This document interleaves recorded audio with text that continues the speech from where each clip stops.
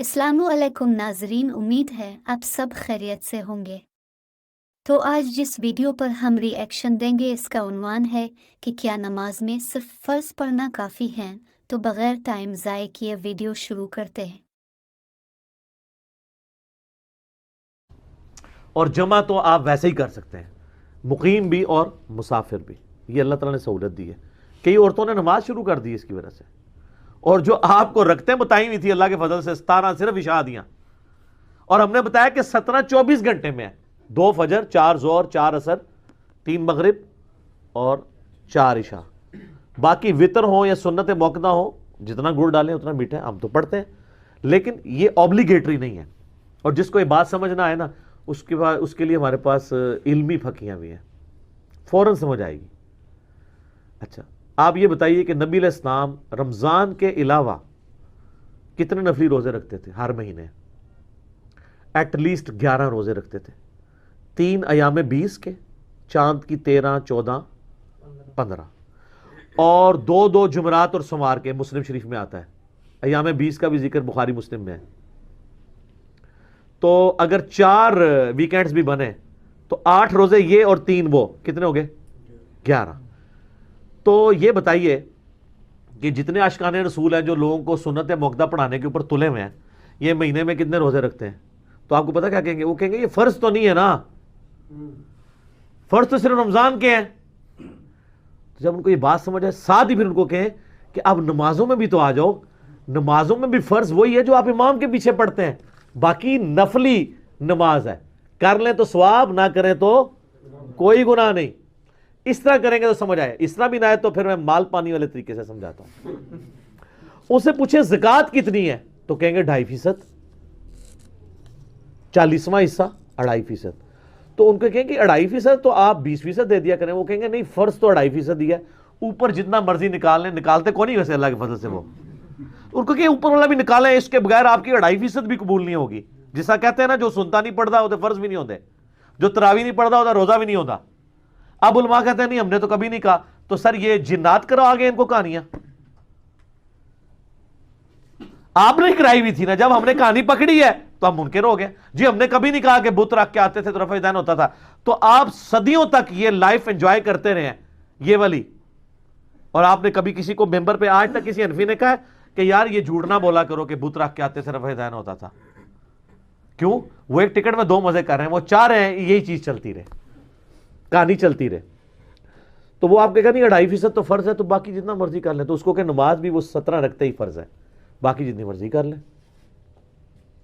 پھر وہ بخاری مسلم میں حدیث ہے نا، ایک صحابی ہے، ان کا یا رسول اللہ مجھے موٹا موٹا دین بتائیں میں جو کر سکتا ہوں۔ آپ نے فرمایا کہ 5 نمازوں کی فرض رکھتے پڑھ لو، ٹھیک ہے؟ فرض نماز کو قائم رکھو، 5 نمازوں کی، اور فرض زکوٰۃ دو، اور فرض روزے مہینے کے رمضان کے رکھ لو۔ حج اس وقت فرض نہیں ہوا تھا، اس لیے حج کا ذکر اس حدیث میں نہیں ملتا۔ تو جب وہ جانے لگا تو وہ ایک لمحے کے لیے رکا، اس نے کہا یا رسول اللہ میں نہ اس میں اضافہ کروں گا نہ کمی کروں گا، یعنی بھائی مجھ سے فرض کی بات ہوئی میں فرض ہی پڑھوں گا۔ تو جب وہ چلا گیا، رخ بدل کے پیٹ کر کے، آپ ہوتے تو الٹے قدم جاتے ہیں نا، کیونکہ آپ کو تو بازاروں سے الٹے قدم آپ نکلتے ہیں۔ تو نبی علیہ السلام فرمایا جس نے کسی جنتی کو دیکھنا ہے اس شخص کو دیکھ لو۔ آپ تو وہاں پروٹیسٹ کر دیتے کہ یا رسول اللہ وہ سنتے موقدہ کتنے گئی ہیں، تو عشاء دی 17 رکعتاں کتنے گئی ہیں۔ انہوں نے دین کے ساتھ جو کیا ہے نا کھلواڑ، اس کا نقصان یہ ہوا کہ لوگ نماز ہی چھوڑ گئے۔ ایک ظلم کیا سنتوں اور نوافل پہ زور دے کر، اور دوسرا نماز جمع کرنے کی جو فیسلٹی تھی یہ چھینی ہے۔ اب دفاتر میں، اب مثلا میں پرائم منسٹر کی بات کرتا ہوں، پرائم منسٹر آلموسٹ کم از کم 15 گھنٹے روزانہ اپنے آفس کو ٹائم دے رہے ہیں، آؤٹ پٹ کچھ نکل رہی ہے نہیں، وہ علیحدہ معاملہ ہے، لیکن بیچارہ ٹائم تو دے رہا ہے نا، کوشش تو کر رہا ہے۔ اب پرائم منسٹر نے جو ہے وہ رات کو کھڑے ہو کے نوافل نہیں پڑھ رہے، اور اس کے لیے سنت موقدہ پڑھنا بھی ضروری نہیں، بس 2 فجر کے فرض پڑھ لے، 4 ظہر کے اور 4 عصر کے وہ بھی جمع کر لے، جو اس کو میٹنگ میں ٹائم ملتے ہیں 10-15 منٹ، اس میں ظہر عصر کٹھی پڑھ لے، اور پھر جب گھر واپس آئے رات کو 8 بجے، 10 بجے، 11 بجے مغرب عشاء پڑھ لیں، وہ روزانہ جمع کرے. میں نے بتایا صحیح بخاری میں موجود ہے, حضرت عمر فاروق کہتے ہیں بعض اوقات میں اپنا جنگی پلان نماز کی حالت میں کرتا ہوں, میرے پاس اتنا ٹائم ہی نہیں ہوتا. ظاہر ہے پوری دنیا کو دیکھ رہے تھے سر, سپر پاور تھے, اور ہر وقت جو ہے وہ اس وقت نہ آپ کو پتا انٹرنیٹ تھا, نہ یوٹیوب تھا, نہ وائرلیس سسٹم تھا, نہ کوئی موبائل فون تھے کہ ہر وقت کوئی ایجنٹ آپ کو بات بتائیں. وہ تو بڑی دیر سے خبر آتی, تو پلاننگز میں ہی معاملات چلتے تھے. تو ایسے لوگوں کو پھر اسی طریقے سے جو لوگ دعوت و تبلیغ کا کام کر رہے ہیں, چاہے وہ یوٹیوب پہ بیٹھ کے کام کر رہے ہیں, چاہے سینہ بسینہ دعوت کر رہے ہیں, فیس بک کے ذریعے کر رہے ہیں, واٹس ایپ کے ذریعے, ان کے لیے یہ کام زیادہ امپورٹنٹ ہے نوافل پڑھنے سے. کیونکہ ایک شخص کی اگر آخرت بدل گئی, آپ پوری زندگی بھی نمازیں پڑھتے رہنا اس کے برابر نہیں ہو سکتی.